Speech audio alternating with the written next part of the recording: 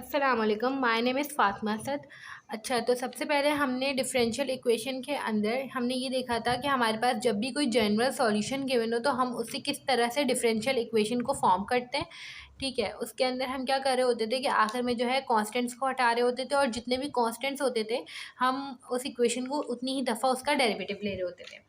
सही है। अब हमने दूसरी चीज़ ये देखी थी कि हमारे पास जो है डिफरेंशियल इक्वेशन अगर गिवन हो तो हमें उसका किस तरह से सॉल्यूशन निकालना है।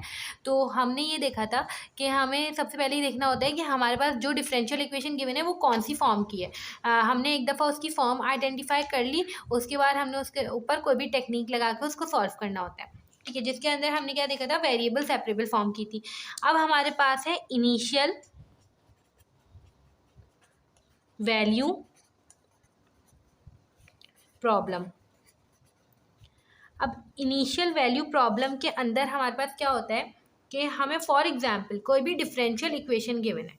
ठीक है, अब वो डिफरेंशियल इक्वेशन हमें इनिशियल कंडीशन के साथ गिवन होगी हमेशा, तो हमारे पास इनिशियल वैल्यू प्रॉब्लम होगी। अब इनिशियल कंडीशन क्या होती है? इनिशियल कंडीशन ये होती है कि हमारे पास y2 = 6, इस तरह से हमें कोई भी कंडीशन गिवन है क्वेश्चन के साथ। सही है। अब इस कंडीशन का मतलब ये होता है कि उस क्वेश्चन के अंदर हमारे पास ये जो है ये x की वैल्यू होती है ब्रैकेट के अंदर, और ये वाली जो वैल्यू होती है y की वैल्यू होती है। तो हमें उस क्वेश्चन के अंदर x की वैल्यू जो है वो 2 गिवन है और y की वैल्यू जो है वो 6 गिवन है। इस तरह से करके अगर ये कंडीशन गिवन होती तो इस तरह से करके हमें कोई भी कंडीशन गिवन होगी जिसे हम कहेंगे इनिशियल कंडीशन। और जब भी हमें किसी डिफरेंशियल इक्वेशन के साथ इनिशियल कंडीशन गिवन होगी तो वो कहलाएगी हमारे पास इनिशियल वैल्यू प्रॉब्लम। अब अगर फॉर एग्जांपल हमारे पास इसके क्वेश्चंस किस तरह के होते हैं, हमें ये भी कह सकते हैं सॉल्व इनिशियल वैल्यू प्रॉब्लम, या हमें ये भी कह सकते हैं सॉल्व द डिफरेंशियल इक्वेशन, क्योंकि उसके अंदर हमें इनिशियल कंडीशन तो गिवन ही होगी, तो हमें खुद ही आइडेंटिफाई करना होगा कि हमारे पास जो है वो इनिशियल वैल्यू प्रॉब्लम का सवाल है। सही, तो हमें फॉर एग्जाम्पल ये क्वेश्चन गिवन है e2y - y cos x dy/dx = ey sin 2x y0 = 0।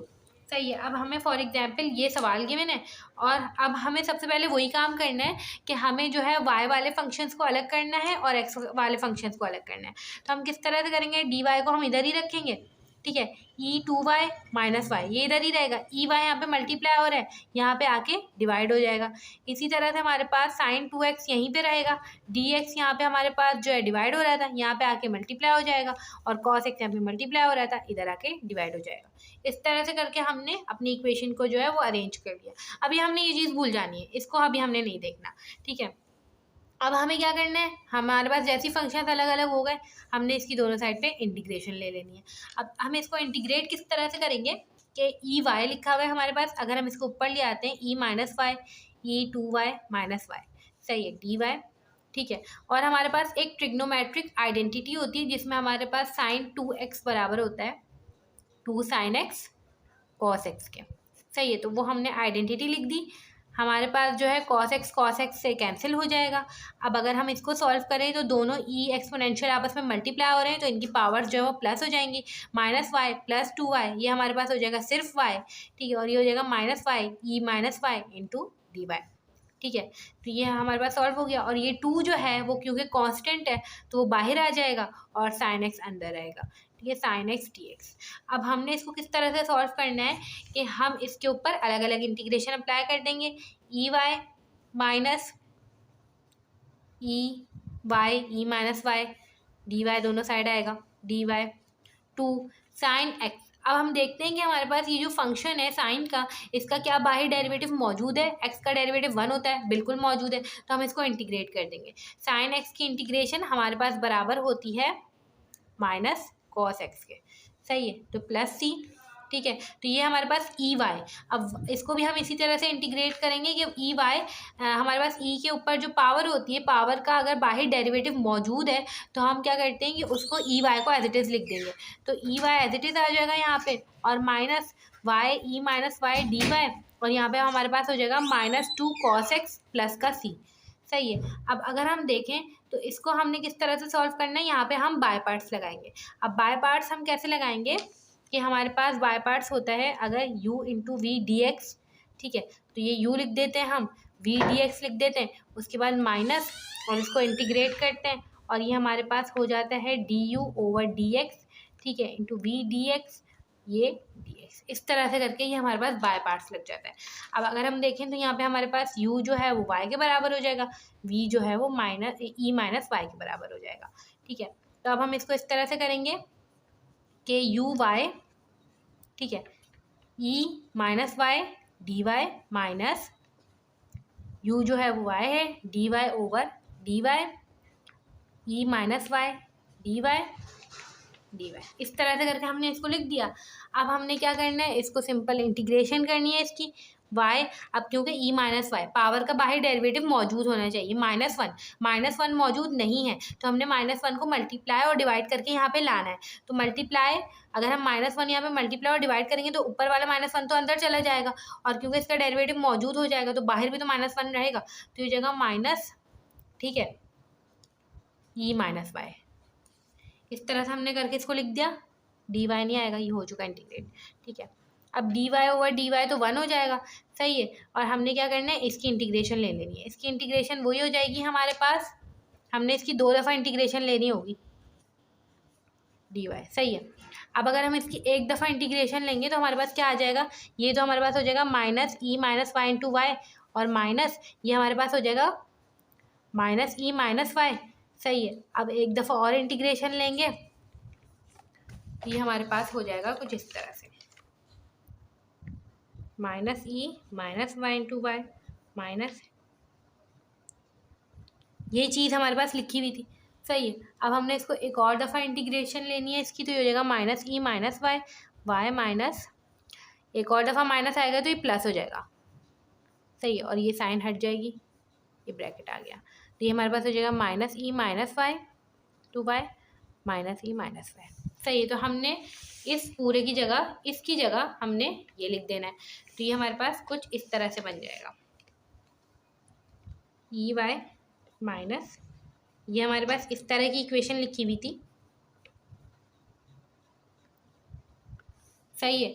इसकी जगह हम क्या लिख देंगे, ये लिख देंगे e y minus -y e-y, सही है, और ये जगह -e-y, फिर ये हो जाएगा -2 cos x प्लस का c, ये हमने लिख दिया। अब हमने क्या करना है, सिंपल इसको सॉल्व करना है, माइनस माइनस हमारे पास क्या हो जाएगा, प्लस, तो ये e-y into Y minus minus plus e-y -2 cos x plus का c।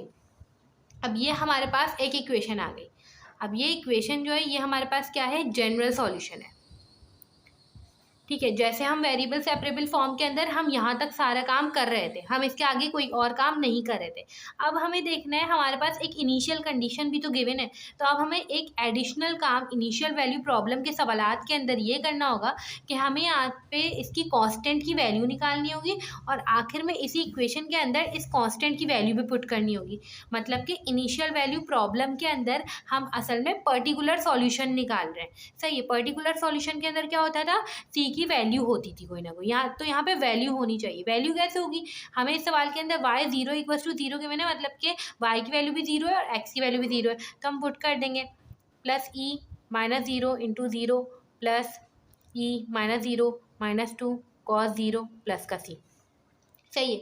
तो e0 ये हमारे पास क्या हो जाएगा, 1 हो जाएगा, ये पूरी चीज़ तो 0 हो जाएगी, और ये e-0 ये भी 1 हो जाएगा, और ये हो जाएगा cos 0 1 के बराबर होते ही हो जाएगा -2 प्लस c, -2 यहाँ के +2 हो जाएगा, ये +1 2 हो गया, -2 यहाँ पे आके +2 हो गया, c की वैल्यू आ गई हमारे पास 4, ये वैल्यू आ गई c की। हमने सिंपल इस c की वैल्यू को उठा के इधर रख देना है, और c को एक साइड पे कर देंगे, e-y प्लस का e-y into y plus e-y plus 2 cos x, यहाँ पे माइनस था इधर आके प्लस हो गया, equal to 4।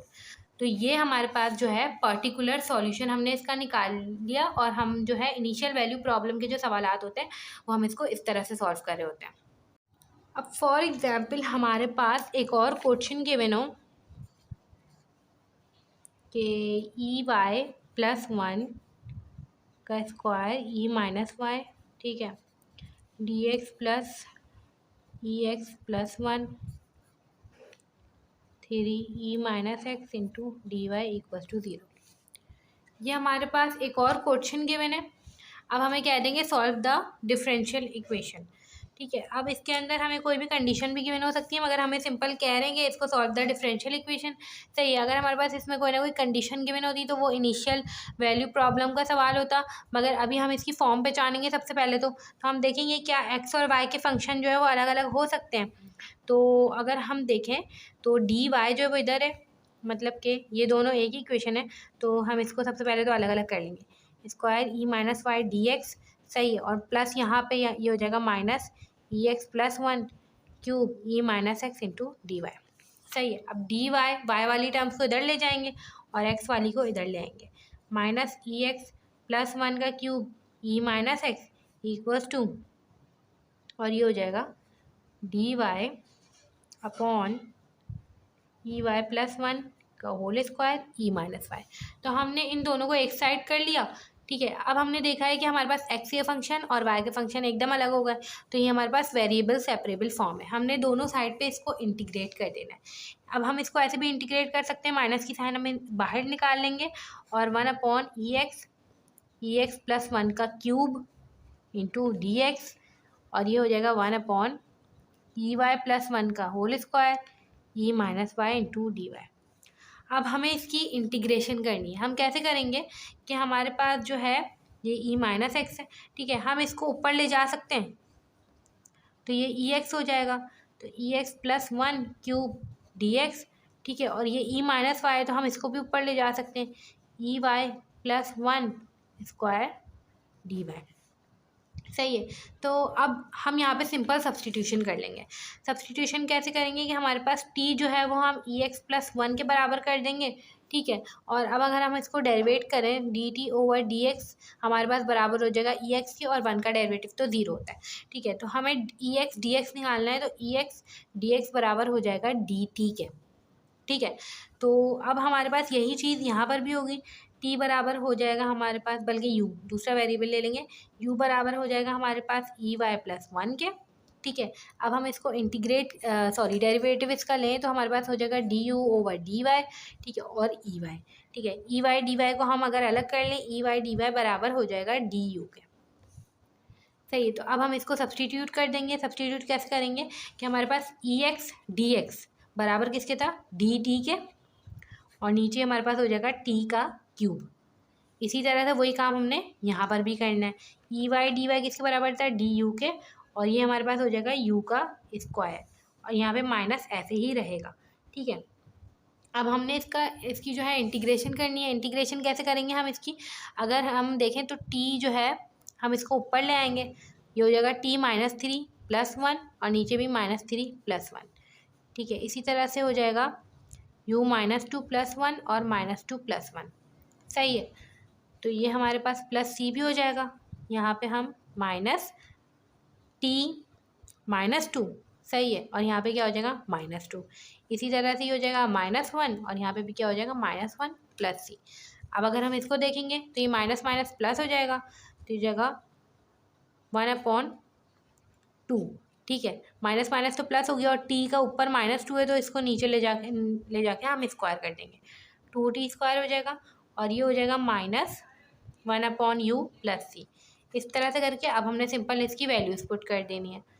One upon two T हमारे पास क्या है, हमारे पास टी क्या था, ई एक्स प्लस वन।